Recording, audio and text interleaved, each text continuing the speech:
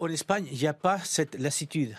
Je ne pense pas qu'elle n'est pas non plus très grande du côté de l'Italie et encore moins du côté du Portugal. Parce que ce sont des pays, même avec la Grèce, qui ont eu l'austérité depuis 2008 et qui ont fait énormément d'efforts qui a été demandé aux populations. Aujourd'hui, le Portugal, Ana Navarro Pero n'est pas aujourd'hui avec nous, mais pourrait vous le dire. Le Portugal est bénéficiaire, il n'est pas déficitaire sur l'année 2025. L'Espagne, qui n'a pas de budget en 2024, ni en 2025, ni va l'avoir en 2026. Et ça tourne quand même. Et ça tourne quand même. L'Espagne est le pays qui avait 3,5 de croissance l'année dernière et va terminer l'année avec 2,9% de croissance cette année, le plus haut de toute l'Europe.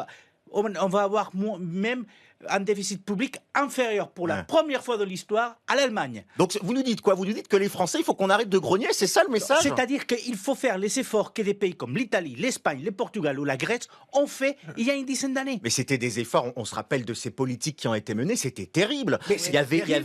Et donc il faut en arriver à ça en France, il faut qu'on soit dans une situation à la Grèce des années 2010. Mais aujourd'hui, la Grèce n'est pas le pays qui à l'époque avait 25% de chômage. Ils ont à peine 9% de chômage aujourd'hui. À peine un peu plus que mais la la population, elle a souffert de tout ça quand même. Mais oui, mais on dépense souffert. plus, on a des commerces qui vont fermer. C'est déjà le cas en France. Vous comprenez qu'on a du mal à entendre ce discours qui consiste à dire qu'il faut encore faire des efforts. Mais les Espagnols ont eu du mal.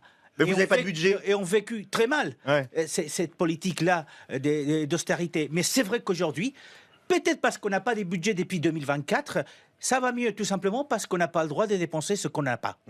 Et donc, les budgets espagnols ne sont pas déficitaires parce qu'on ne peut pas dépenser plus que ça avait été budgété en 2024.